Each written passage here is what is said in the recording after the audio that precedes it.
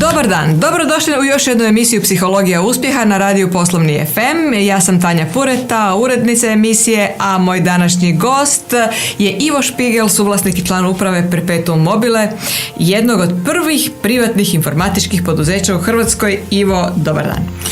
Dobar dan, Tanja, puno hvala na pozivu i lijepi pozdrav slušateljicama i slušateljima.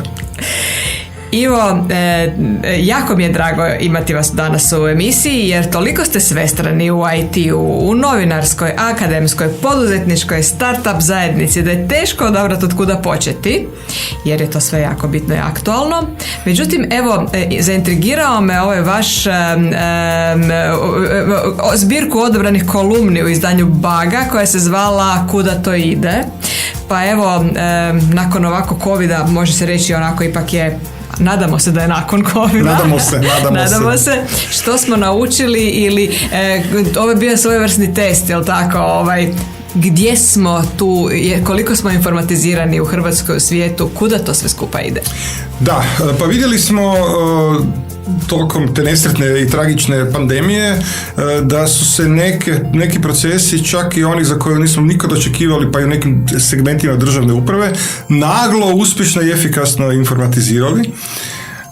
Dakako da je cijela ova situacija koju smo svjedoci i velikim dijelom i žrtve zadnjih godinu i nešto dana potakla ljude na puno aktivnije korištenje digitalnih tehnologija. Tu nema nekog spora, značajno je poraslo korištenje elektroničkog poslovanja, to je recimo tema kojom se mi kao poduzeće baš fokusirano bavimo, ali primjerice škole, učenici koji su prisutni online, kojima to paše ili ne paše, puno veći naglasak stavljen kroz to razdoblje na sve što je vezano uz digitalnu i digitalizaciju, ali naravno kao što svi znamo digitalizacija i puno prije pandemije je praktički zahvatila sve segmente industrije i poslovanja, pa rekao bih čak i društva, i to onda ima neke svoje pozitivne, ali ne uvijek isključivo pozitivne rezultate. Ali definitivno je da smo sada u nekom razdoblju već par godina vrlo intenzivnog utjecaja digitalnih tehnologija, ako se samo zadržimo na poslovnom segmentu, na praktički sve segmente. Dakle, nema niti jednog poslovnog segmenta, niti jednog područja industrije, proizvodnje, usluga, nečeg što nije pod ubrzanom pritiskom na promjene. Dakle, digitalizacija forsira na neki način promjene i onda u toj situaciji neke kompanije i neki management timovi se bolje snalaze, neki lošije. To je nekako... A kuda to sve ide? Ići će se sigurno samo dalje ubrzanoj digitalizaciji. Ja sam na svom Twitter profilu imam onaj kratki takozvani bio i u tom kratkom opisu piše tehnoskeptik. Dakle, ja sam osoba koja je veliki zagovaratelj i bavim se digitalnim tehnologijama čitavog života i moja kompanija, ja živim od toga, ali od uvijek sam nekako nastojao pratiti i te nekakve negativne reperkusije, efekte, posljedice na društvo o kojem bi sad mogli isto tako razgovarati na dugačke, na široko. Znači, tehnologija dobar sluga, loš gospodar ili kako to nekako? Pa da, pa mislim da se to zapravo najdramatičnije vidi na području tehnologije koja je bila puno više u fokusu javnosti kad smo mi bili mali, a to je nuklearna tehnologija. Dakle, u to vrijeme 60-ih godina još su friške bile uspomene na Hirošimu i Nagasaki i na tu utrku na oružanju, snimali su se filmovi o tome da li će Amerikanci i Rusi napasti jedni druge.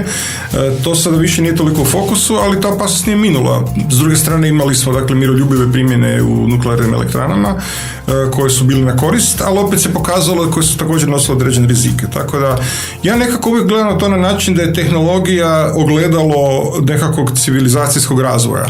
Dakle, kao što vam ogledalo pruža neku sliku o vama, tako je tehnologija i njena primjena uvijek refleks u biti društvenog razvoja. Tako da ako društvo razvije neke negativne tendencije, tehnologija će ih pojačati. Zapravo nije toliko refleks nego pojačanje. Ukoliko društvo razvija se prema tome da ide u nekom etički pozitivnom smjeru, onda će biti veći naglasak na pozitivnu primjenu tehnologije. Ali ono uvijek može biti i negativno i pozitivno. Super. Dakle, očito se vidi da pratite tehnologiju. A nastavim da moram. I profesionalno i profesionalno i općenito. No dobro, idemo vidjeti ovako profesionalno. Znači, perpetuum mobile, suglasnik ste i član uprave. Gdje je tu mjesto perpetuum mobile? Kako vidi kakva je nekakva vizija perpetuuma u odnosu na svoje to što ste sad opisali? Pa naša je zapravo uloga od uvijek bila da pratimo tehnologiju i da pomažemo našim klijentima da ju iskoriste, upotrebe na svoju korist. U pravilu je to u smislu korisnosti za poslovanje, ali ukoliko je poslovanje lakše, brže, efikasnije, onda i ljudi koji sudjeluju u tom poslovanju imaju toga osobnu korist. Znači život je, može biti lakši ili jednostavniji ili bolje organiziran, tako nešto. Ne? Mi da kako radimo isključivo sa poslovnim korisnicima, naši klijenti su vrlo široki nekakav raspon i u privatnom i u javnom sektoru, od financijskih industrija, nemam pojma, trgovine, Atlantic Grupa je naš korisnik, Auto Hrvatska i mnoge druge. I zapravo od klijenta do klijenta nastojimo zajedno s klijentima gledati što je to što im možemo isporučiti, što mi dobro znamo raditi, a što bi njima moglo biti korisno. To je onako vrlo općenito govoreći. Naša uloga u ovim svim situacijama je da zapravo pomognemo klijentima da se, prvo da se snađu u tim promjenama, da bolje razumiju kako ih mogu upotrijebiti na vlastitu korist, a ne da budu na neki način žrtve tih transformacija. I onda zajedno s njima da zapravo razvijemo rješenja koji će mu tom poslovanju pomoći. To je nešto što je kod nas zapravo konstanta. Od kad smo počeli prije jako puno godina, samo što se s vremenom naravno mijenjaju tehnologije kojima to radimo, mijenjaju se neka područja fokusa, neka su konstantna, neke nove stvari dolaze i tako da u svakom slučaju nikad nije dosadno. Koliko možete, dakle, s jedne strane ste rekli da informacijska tehnologija na neki način gura poduzeća u promjene. S druge strane, onda poduzeća kažu u redu, evo, informacijska tehnologija je tu, dajte vi onda sad kad nam već nudite, evo dajte, hoćemo to. Međutim, naravno, nije ni informacijska tehnologija razvijena do sve mogućih razmjera, znači neke se stvari mogu, neke se stvari ne mogu. Dakle, moje pitanje je koliko tehnologija gura poduzeća, a koliko poduzeća guraju opet informatička poduzeća da se razvijaju s obzirom na potrebe poslovanja. Ko tu koga gura? Da, pa mislim nema jednoznačnog odgovora. To je neka vrsta interakcije. Informatička poduzeća nastoje biti u toku s tehnologijom i ponuditi nešto što je suvremeno i korisno. Vrlo često, osobito u ranijim godinama, smo mi nekako bi se kao firma zapalili za neku tehnologiju koja je tad bila super aktualna, recimo u Americi, i onda bi to nudili domaćim klijentima koji su rekli, pa mi nismo još dovoljno razvijeni, napredni, tako da smo ponekad bili onako kao morali smo se malo zdemfati i reći ok, ajmo sad vidjeti što ovim ljudima ovdje gdje mi radimo treba. I u tome zapravo, mislim, to je neka interakcija. Mi smo najčešće u ulozi u toj suradnji s klijentom, ulozi onih koji na neki način predlažemo nova rješenja. Ne? Aha, ipak vi. Mi na neki način smo, barem u našem slučaju, mi smo oni koji najčešće iniciramo i potičemo i predlažemo, a klijenti se onda tome ili prilagođavaju ili biraju put kojim će krenuti da bi to brže ili sporije ili više ili manje napravili. Koliko treba jedna informatička tvrtka koja se bavi pomaganjem biznisu da radi svoj posao, razumjeti biznis i to različite segmente? Pa to donekle ovisi o tome koliko su rješenja koja ta kompanija nudi bliska poslu. Drugim riječima, primjerice, ako se radi o kompaniji koja radi nešto što je, ajmo reći, serverski sistemi, data centar, isporučuje servere, mreže i tako dalje, onda će vjerojatno više razgovarati primarno sa informatičarima u tom poduzeću, jer zapravo upravu, prodaju, marketing ne zanima što je iza kulisa sve dok to radi. Tako da u tom dijelu koji je iznimno važan informacijske tehnologije, ja to najčešće uspoređujem sa mislim, ne bih grubo zvuči, sa instalaterima. Znači, iznimno je važno ako gradite kuću da imate dobrog električara i dobrog vodoinstalatera. jer nakon što oni dobro odrade svoj posao i odu doma, vi se nadate da ih nikad više neće trebati zvati. Donekle je slično sa tim serverskim dijelom infrastrukture. Vi se nadate, ako to sve dobro funkcionira, da nećete trebati s tim se baviti. A ako se tu desi neki problem, on često zna biti vrlo ozbiljan, kao i u slučaju instalacije u kući. Ne? To povlači između ostalog to za sobom da su naši kolege, i mi imamo naš tim isto tako u firmi, ali i druge kompanije koje se tim bave, nekako na našu njihovu žalost nisu možda dovoljno pod svjetlom reflektora koliko su možda neki drugi koji rade stvari kao što je recimo web dizajn. Dakle, vi imate web dizajn i onda imate nakon godišnju nagradu za najbolje web dizajn rješenja i onda se tu šampanjac, reflektor i tako dalje. Međutim, ova priča iza kulisa je jednako toliko važna i ona mora dobro funkcionirati. Ne? Nema godišnje nagrade za najbolju instalaciju. Nažalost ne, ili ima nekih sličnih, ali... To je nepravda. Ali natrag na vaše pitanje, Tanja, naravno, u ovom segmentu u kojem se mi bavimo i drugi naši kolege podrškom direktnim poslovnim procesima, konkretno u našem slučaju to su 3 ključna segmenta. Jedan je e-business, odnosno e-commerce, drugi je ono što zovemo content management ili jednostavnije rečeno web portali i treći je baš digitalizacija samih poslovnih procesa. To su 3 segmenta u kojima naši ljudi iz našeg tima moraju jako dobro razumjeti koje su poslovne potrebe korisnika. Dapače, dosta često mi pomažemo klijentima da sami osmisle te poslovne potrebe. Dakle, da sami prepoznaju, to je užasno izraubana riječ, ali nažalost ona je prikladna, potrebe za digitalnom transformacijom. Jer digitalne tehnologije nose taj nesretni potencijal transformacije, što znači da i pružaju priliku, ali nameću, rade pritisak da se poduzeće promijeni na način da bude kupcu i klijentu jednostavnije s njim raditi. Daću vam banalan primjer. Prije nekoliko dana htio sam otići na gablet s jednim kolegom, jednom poznatom zagrebačkom, ne fancy, nego običnom restoranu koji se bavi roštiljem. Imaju lijepe web stranice i Facebook i tako dalje. I ja se njima javim na Facebook Messenger. Oni imaju više lokacija, što je važno za priču. I ja kažem, dobar dan, želio bih na vašoj lokaciji u 4. toj XY kvartu, stolu 2 sata i da za nas dvojicu. I odgovara mi netko na Facebooku i kaže, oprostite, kod nas se rezervacije mogu raditi samo preko naše web stranice. Dakle, to je za mene prvo onako loše iznenađenje, jer sam do tada u drugim mjestima već x puta preko Messengera zamolio za stol i svaki put su rekli nema problema ako je bilo stola. Ne? U ovom slučaju ne odete na našu web stranicu. Dobro, ja sad odem na tu web stranicu i tamo me stekne web forma. I ja sam trebao ispuniti ime, prezime, adresu, broj telefona i ne znam, još možda nekoliko podataka da bi rezervio stol. Sad kad sam već bio na toj web stranici, nije mi se dalo sad dodatni telefon, ali dobio sam inspiraciju da sad idem 3. kanalom i da ih zovem na telefon i da onda to u jednom telefonskom razgovoru riješim. Ne. Ipak mi ispunjavanje te web forme bilo jednostavnije, ali čemu? Znači zašto? Da, i to je onda osvještavanje klijentu da postoje, s obzirom na zahtjeve njihovih klijenata, da mogu biti, da može i mudrije, jel? Tako je, naravno. A drugi primjer koji je meni vrlo drag, dakle, moja supruga, kao i mnoge žene, vježba pilates, i kad je pukla karantena i korona, dakle, studio u kojem je ona do tada išla se digitalno transformirao u roku od jednog vikenda. Dakle, oni su u petak bili u dvorani i ako se sjećate, u ponedjeljak smo svi dobili zabranu svih mogućih vrsta oblika. U ponedjeljak ujutro na Zoomu 2 trenerice i sve žene koje su sudjelovale su uredno počele vježbati i od tada na ovamo rade. Sad, kad se malo otvori, onda ima i dvorana. I sad su oni na Zoomu, ja nisam se puno, kako bi rekao, petljao niti pitao, ali ukoliko bi one, na primjer, bile poslovno ambicioznije, one bi sad mogli preko Zooma, umjesto 20 žena u dvorani, imati 200, 500 ili 1000 žena na Zoomu, koje bi, to je interaktivno, znači oni gledaju, prate i govore ovo ispravi, ovaj potez na drugi način i tako dalje. To vjerojatno ne mogli taj način sa velikim brojem, ali mogli puno više, ne?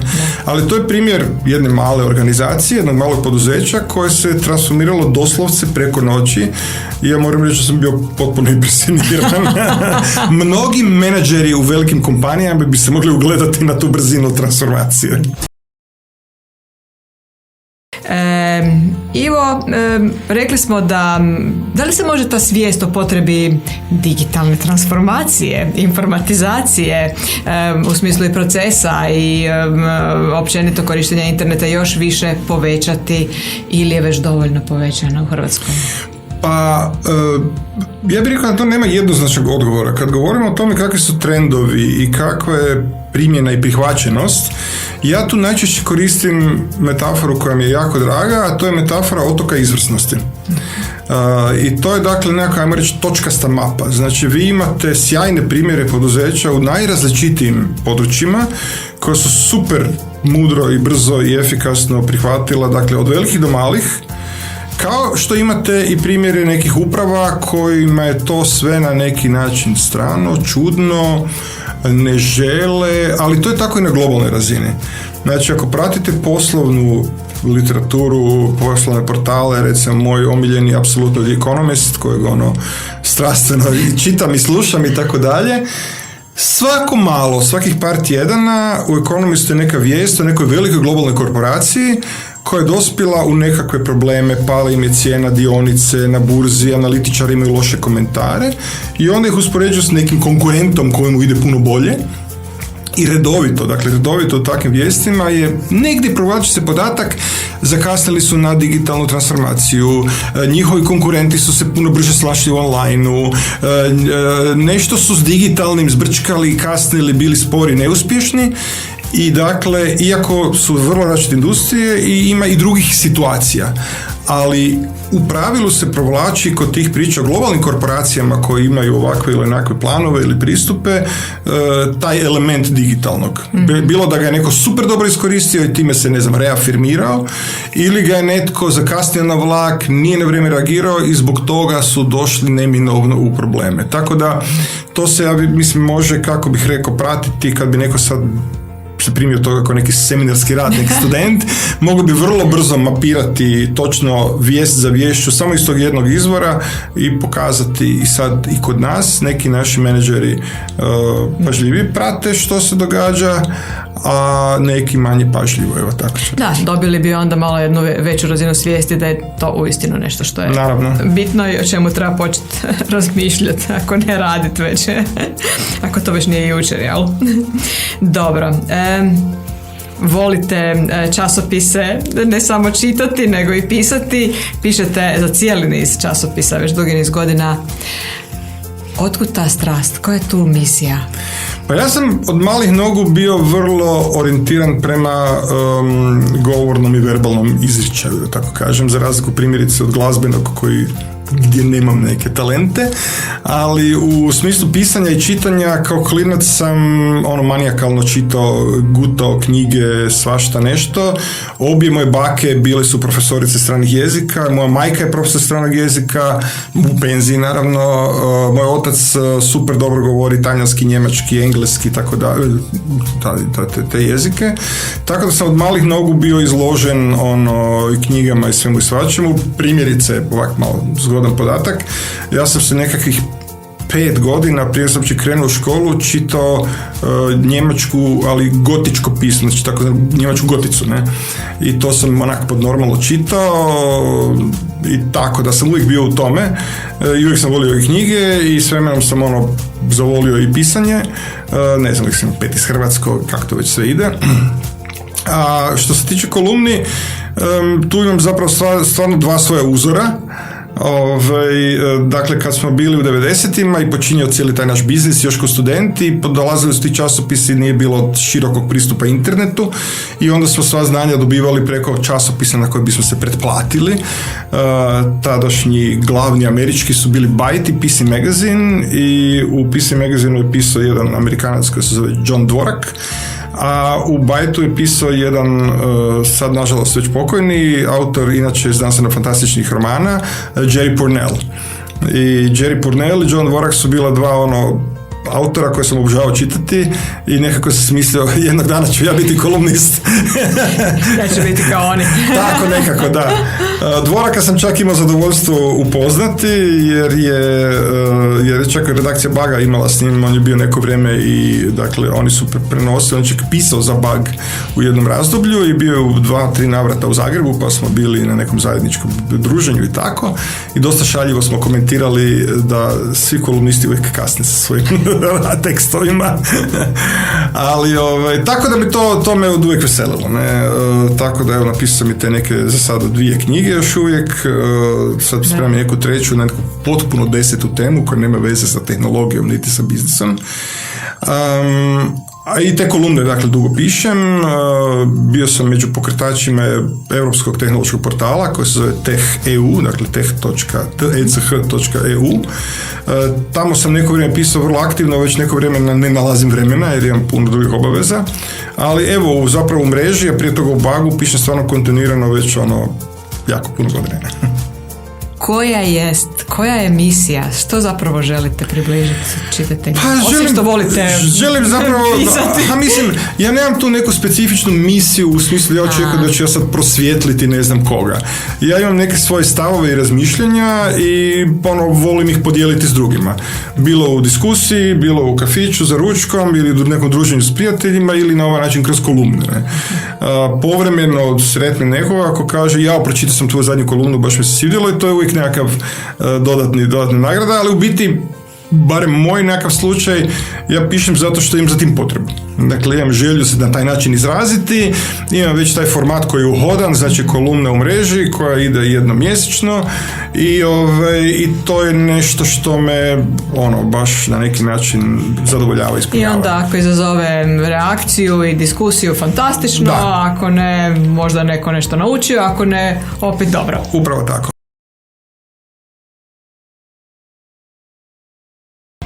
Aktivno ste angažirani i u razvoju hrvatske i europske startup zajednice. To ovako zvuči moćno. Pa sad evo malo to demistificirajte. Šta sve radite? Pa mislim zapravo konkretno trenutno aktivno i aktualno sam uglavnom prisutan u nekoliko domaćih startup edukacijskih programa. Nisam naprosto iz razloga prevelikih obaveza, vremena i svega ostalog toliko više u evropskim krugovima, pisanje i montiranje i tako dalje. Ali evo, znači u Algebri gostujem kao gostujući predavač na kolegiju poduzetništvo i sudjelujem u Algebrinom programu Algebra Lab, gdje imamo, koji je zapravo kontinuitet nečega što sam nekad davno radili sa ZIP-om, dakle Zagrebački inkubator poduzetništva. To tako davno bilo. Da, evo, ne bi čovjek rekao, bit će iduće godine 10 godina da smo osnovali ZIP, vrijeme leti. Znači, evo, kolega Saša Stetojević, Damir Sabol, koji je također bio vaš gost, i Mihovil Barančić.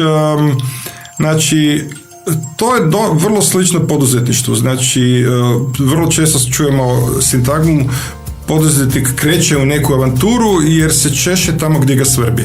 Isto kao što neki inovator ili izumitelj, inženjer napravi nekakav izum zato jer ga nervira da taj izum ne postoji. Ne? Slično tome, nas četvorica smo te 2012. Nas je užasno smetalo što startupovi u Hrvatskoj tada nisu imali nikakvu podršku. Dakle, nisu postali coworking prostori, nije bilo nikakvog financiranja, nije bilo nikakvih edukacija i nije bilo nikakvih profesionalaca tipa marketingaši, pravnici i tako dalje, koji su znali specifičnosti tog posla. I zato smo se zapravo okupili par puta da o tome malo popričamo i zaključili da bi mi tu nešto poduzeli. Jer su sva četvorica poduzetnici. I tako su zapravo pokrenuli ZIP doslovce od nule, znači bez love. Srećom po nas sve, Saša je imao jedan dio svog poslovnog prostora koji je mogao dodijeliti i ustupiti ZIP-u na korištenje i dakle kroz 6 godina aktivnog rada ZIP-a smo provukli, da tako kažem, nekih 60-ak poduzetničkih kompanija kroz naše edukacijske programe. Mislim da je bilo 9 ili 10 generacija u tih 8 godina i nakon toga zapravo smo u dogovoru sa upravom Algebre dogovorili da oni nastave taj naš rad. Tako da je ono što je nekad bio ZIP-ov poduzetnički inkubator, to je danas Algebra Lab. i evo ja i dalje aktivno njemu sudjelujem kao mentor, kao još nekoliko mojih prijateljica i prijatelja iz vremena ZIP-a, ne svi jer naravno ljudi odu svojim putem. Ima još par poduzetničkih programa u kojima sam kao nekakav aktivni suradnik. I povremeno se dogodi da neki ovim putem mi se obrati neki projekt poduzetnički koji bi želio 1-1 neko savjetovanje ili mentoriranje ili pomoć ili nešto slično, ali to ne radim samo ja, to rade zapravo mnogi kolegice i kolege iz poduzetničke zajednice. Tako da ono što je meni veliko zadovoljstvo to je da smo mi kroz taj naše aktivnosti i akcije pomogli, ne su sad samo mi u tome, ali mi smo pomogli da se ta cijela scena ojača, da zaživi današnjim startupovima u Hrvatskoj, pa i u Europi, ali ne sad u Europi zbog nas, ali u Hrvatskoj dijelom i zbog naših zasluga ili rada je bitno lakše jer imaju jedno okruženje koje je takvo da mogu dobiti pomoć, mogu dobiti financiranje ako su dovoljno dobri, imaju gdje raditi, znači dobro sad je drugčija situacija, korona i sve ostalo, ali imamo znači niz coworking prostora i u tom smislu je to cijelo okruženje jako unapređeno i puno je bolje situacija i to je nama neka vrsta satisfakcije da smo to doprinijeli, a nekakva dodatna motivacija je bila i tada i danas zapravo raditi sa mladim ljudima u tom nekom mentorskom, ponekad volonterskom, ponekad honorarnom modelu je izuzetno motivirajući. Radite s ljudima koji su najčešće na početku neke karijere, prepoznajete u njima neke svoje greške ili neke svoje kvalitete ili neke stvari koje bi vi možda željeli da ste imali kad ste bili u tim godinama, ali niste imali, nebitno, ali postoji tu jedna energija u zraku koja je jako zadovoljavajuća, jako motivirajuća. Nas su sve, pogotovo za vreme ZIP-a, jer smo stvarno to sve kompletno volonterski radili, a puno vremena smo ulagali i napora i truda. Masu puta su nas razni ljudi pitali, pa dobro, za vi to zapravo radite, u čemu je sad fora? I ja sam svaki put rekao da je to toliko motivirajuće, tolika energija proizlazi iz toga, da samo po sebi nam je to stvarno u to vrijeme bila dovoljna nagrada. Super. S jedne strane, dakle, potičete poduzetnike mlade, odnosno startupe, s druge strane vodite firmu koja više nije tako mlada. Nije uopće mlada.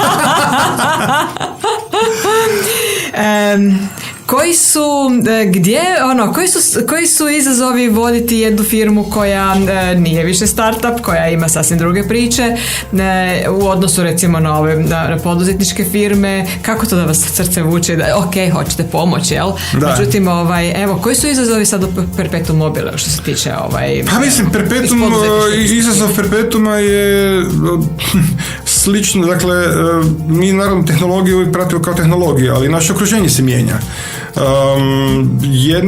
Mi kad smo bili klinci i počinjali, mi smo bili u istih godina kao i naši kolege prvi koji smo zapošljavali. I mi smo s njima mogli se zezati, otići na pivu, zbijati šale i pričati viceve, jer smo čitali iste stripove, iste knjige i tako dalje. Danas mladi ljudi koji dolaze u Perpetuum su tu plus minus godišnje mojeg sina. I to je sve odlično, ali je drugi odnos. I ja si ne mogu utvarati da sam ja njima nekakav kompić. Mislim, mi možemo naravno i gradimo vrlo prijateljske odnose i kolegijalne u kompaniji, ali nismo ista generacija, ne slušamo istu muziku, ne idemo gledamo iste filmove, ne uvijek, ali ponekad, tako dalje. Tako da je ta relacija je bitno drugačija nego što je bila prije. S druge strane, tržište rada u području IT-a i digitalnog svijetu je užasno zahtjevno, znači tu je borba doslovce za svakog talentiranog suradnika, ne samo za programere, nego za dizajnere, za projektante, dakle nisu samo programeri u pitanju i to je jedna situacija na koju se mi stalno prilagođavamo, dakle ne možemo nikad reći sad smo sve lijepo postavili, sve procese smo riješili, sad će sve ići svojim putem. Neće nikad ići svojim putem, uvijek će nešto novo, iskrsnut neka nova kriza, neka nova prilika, neka nova situacija, tako da naprosto, mislim, moj dragi prijatelj Ante Mandić koji je bio osnivač In2, i koji je naravno, kao što znamo, prije par godina prodao tvrtku. Njega su jednom davno, kad je bila ona financijska kriza 2008. u jednom intervjuu pitali kako se njegova kompanija snalazi u krizi. a on je rekao, i to uvijek citiram, rekao je, pa znate šta, pa sve naše firme su uvijek u krizi, jer kod nas je vječna kriza i naše kompanije nemaju drugog izbora nego da se kao, nemam pojma, rafting, znači nema tu sad mirne vode i ti plivaš i plutaš i nemaš, nego to je stalno nekakav, pa u emisiji ćemo reći izazov, izvan etera bismo možda rekli neki drugi izraz. U principu, znači i u perpetuumu koji nije startup, okolnosti ga čine da morate cijelo vrijeme razmišljati. Da, nema tu, kako bi rekao, nema nikakvog puštanja. Super, pa onda gdje vidite sebe i Perpetuum onako za 5 godina? To mi obično tako pitanje postavljamo na selekcijama. Pa za Perpetuum mi imamo neke planove koje ćemo, ja se nadam, uskoro prezentirati potencijalnim poslovnim partnerima i prijateljima nekim ozbiljnim iskoracima na kontinuitetu ovog što sad radimo, ali u puno ambicioznijem razini. Negdje otprilike bi mogao reći, to je na tragu jednog od rješenja koje smo predstavili javnosti prije nekog vremena. Dakle, integrirali smo popularni KexPay. Znači, KexPay već ima sad blizu 200,000 korisnika, jako puno ljudi ga zna. Mi inače svoje e-commerce projekte radimo na bazi platforme Magento i ono što smo napravili u partnerstvu sa Erste bankom je da smo povezali plaćanje KexPayom sa Magento platformom. Drugim riječima, ako vi imate svoj Magento web shop, onda sada taj kupac u vašoj trgovini može platiti koristeći Kex, što je beskonačno puta jednostavnije nego da utipkava kreditnu karticu. Znači, vi dođete, kliknete, otvori se QR kod, vi ga snimite, vi ste kupili to što ste došli kupiti. I to smo ocijenili da je put koji pruža jako puno potencijala iz jednostavnog razloga što je, kao i u drugim područjima, područje financijskih tehnologija vjerojatno jedno od onih koje je najžešće zahvaćeno promjenama u digitalnom, kao posljedica digitalnog, dakle nove banke, Revolut, N26, fintech, cijela revolucija i tako dalje. Mi zapravo tražimo svoj put da poveznici te fintech revolucije i svijeta elektroničkog e-commerce, znači elektroničkog poslovanja.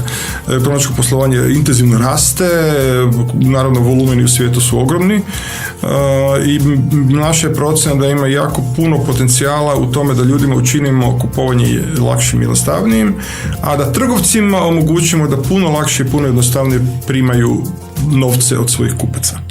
Osjećate li se već sada uspješnim, jer ovo je psihologija uspjeha, i što biste poručili mladima poduzetnicima, starijim firmama, zrelim firmama, kako do uspjeha? Kako do uspjeha? Pa prvo, osjećali se uspješnim? Svakako da. Ja nemam nekakve, puste milijune ili nešto, ali naprosto zadovoljstvo rada sa našim timom kroz to cijelo vrijeme i s našim klijentima je veliko i na kraju krajeva Perpetuum je i meni i mojim partnerima i vjerujem i našim zaposlenicima, što izrazko jako ne volim, ali radnicima, kolegama, suradnicima, ipak omogućio jedan, rekao bih, vrlo kvalitetan život u jednoj sredini kao što je Zagreb, koja je vrlo, vrlo lijepa i ugodna za život. Spomenuli ste tih 5 godina, ono što sigurno mogu reći, za 5 godina se vidim u jednom većem balansu lokacije između Jelse, koja je moj drugi dom, i Zagreba. A što se tiče poruke kako do uspjeha, ovako ću reći, malo ću to preformulirati. Dakle, kad sam prije 5-6 godina izdao knjigu intervjua sa europskim startup poduzetnicima, koja se zove The European Startup Revolution, na engleskom je, više puta su me ljudi nakon tih promocija i razgovora o knjizi pitali, pa dobro, što je zajedničko svim tim startupovima s kojima ste razgovarali? Većina su ih na kraju uspješno završili, ali ne svi, dakle ima tamo i priča o neuspjehu.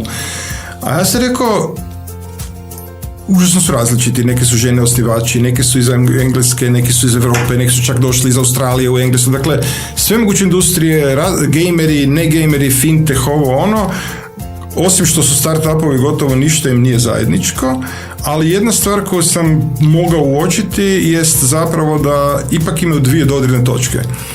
Jedna je da su u svoje projekte uložili užasno puno truda i energije, dakle da su radili energijom i ulaganjem sebe puno intenzivnije nego možda njihovi kolege u drugim kompanijama.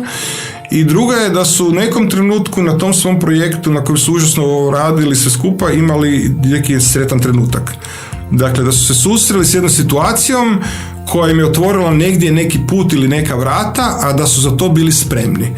Jer su gradili i radili i spremali i onda su u jednom trenutku negdje kliknuli, imali su negdje neku sreću, povezali se s pravim ljudima i onda je to krenulo dobro. Ne? Tako da ima naravno, mislim, i ja u svojoj knjizi i općenito u medijima uglavnom slušamo onima koji su bili uspješni. Ali kao što svi znamo, statistički gledano većina startupova neće biti uspješni i to znamo. Nema smisla skrivati se od te činjenice. Tako da ima puno primjera gdje su ljudi jako marljivo radili, napravili fantastičan proizvod, na kraju to nije uspjelo. Nije bilo tog trenutka. Nije bilo tog trenutka, da. Tako da nema garancije. Ja uvijek ljudima preporučujem da ako imaju za to energiju idu samostalno u poduzetništvo. To je vrlo izazovno, ali vrlo zahvalno. Ali evo, to su dvije nekakve stvari koje sam ja uspio izvući iz tih dijaloga sa tim ljudima s kojima sam pričao. Dakle, uvijek se isplati poslušati pomozi si sam i Bog će ti pomoći. Naravno, da. Nadamo se da je to prepoznat, odnosno kad dođe do trenutak da smo spremni prihvatiti, ugrabiti tu šansu. Da, tako nekako. Ivo, razgovor je ovih pola sata je prošlo ko u sekundi. Hvala lijepa na razgovoru. Jako vjerujem da će naši slušatelji jako dobre savjete dobiti i vidimo se i čujemo u nekoj drugoj prilici. Doviđenja. Hvala još jednom na pozivu, do slušanja i svako dobro s emisijom.